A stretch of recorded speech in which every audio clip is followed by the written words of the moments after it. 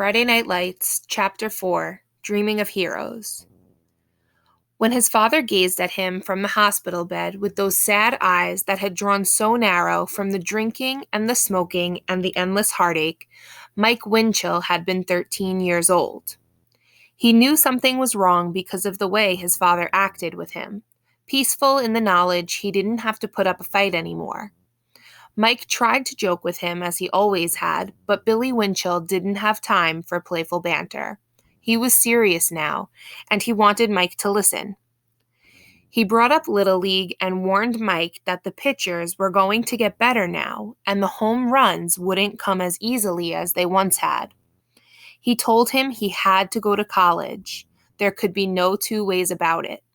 He let him know it was okay to have a little beer every now and then because the Winchells were, after all, German, and Germans loved their beer.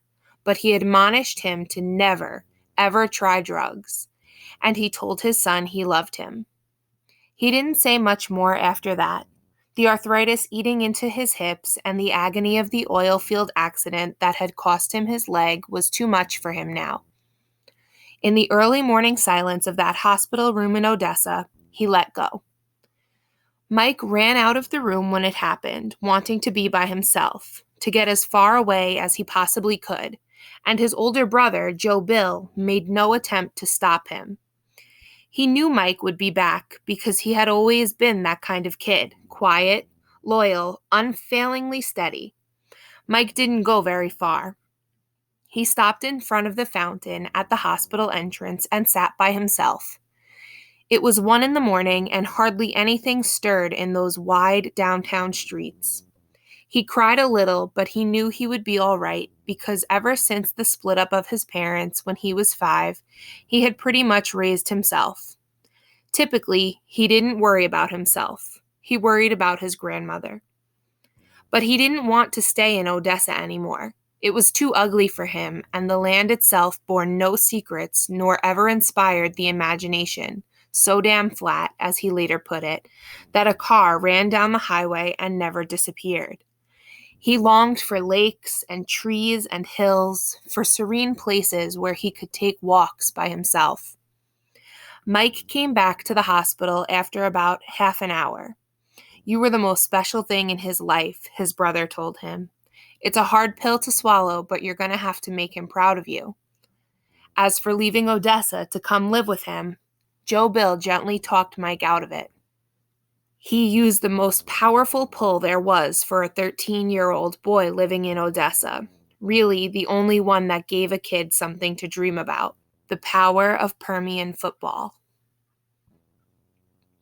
He talked about how Mike had always wanted to wear the black and white and how much he would regret it if he didn't because there were so few places that could offer the same sense of allegiance and tradition. Mike knew that Joe Bill was right. He had already carried that dream for a long time, and despite what he thought of Odessa, it was impossible to let it go. He stayed in Odessa, and sometimes, when he went over to his grandmother's house and talked about his father, it helped him through the pain of knowing that Billy was gone forever. "His daddy worshipped him," said Julia Winchell. "He sure loved that little boy," and Mike returned that love.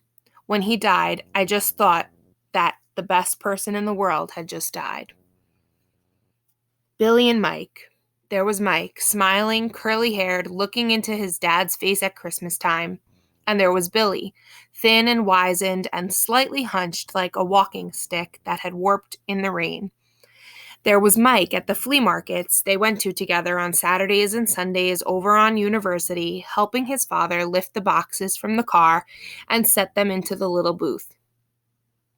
There was Billy, following him to a chair so he could sit and rest. There they were together on those hot afternoons that Mike hated so much but never complained about, selling the cheap tools and knives and toys and Spanish Bibles that had been found in catalogs or on trips to Mexico.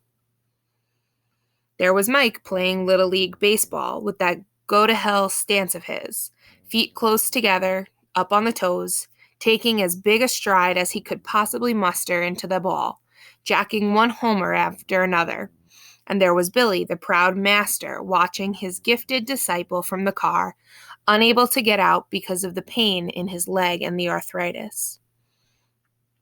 Under the demanding tutelage of his father, Mike could do no wrong in Little League. He became the stuff of legends, with 27 pitches in a row thrown for strikes, a single season in which he hit 30 home runs, and then somewhere around the time his father started slipping, Mike lost that innate confidence in himself. The gift was always there, but he began to question it, doubt it, brood over it. When he hit 3 homers in a game once, he didn't go back to the bench feeling exalted. Why in the hell can I hit these home runs? He asked himself. Why could I do it when other kids couldn't? There had always been something inward and painfully shy about Mike, but the death of his father forced him to grow up even faster than he already had. He knew Billy was in pain, and he also knew that only death could stop it. It was hurting him, and there was nothing they could do, he said. You don't want nobody to die, but you don't want him hurting all the time either. After Billy died, Mike's life didn't get any easier. He had a brother who was sent to prison for stealing. At home, he lived with his mother, who worked at a service station convenience store as a clerk. They didn't have much money. His mother was enormously quiet and reserved, almost like a phantom. Coach Gaines, who spent almost as much time dealing with parents as he did with the players, had never met her. Mike himself almost never talked of his mother, and he was reluctant to let people into his home, apparently because of its condition. He never wants me to come in, said his girlfriend Deanne. He never wants me to be inside, ever.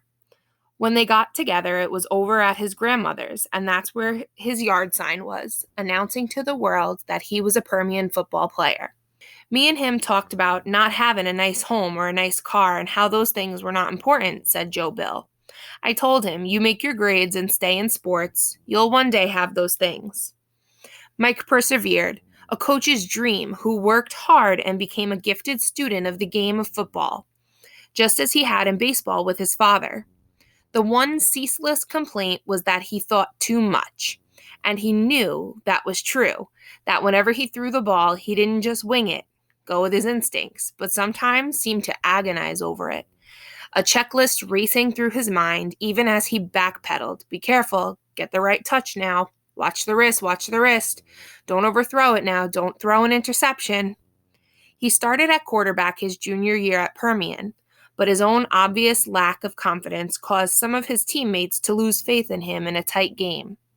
When the pressure was off and the score wasn't close, it was hard to find a better quarterback.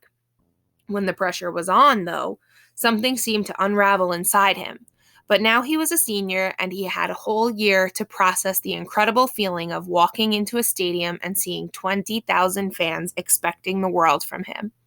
He seemed ready for something truly wonderful to happen to him.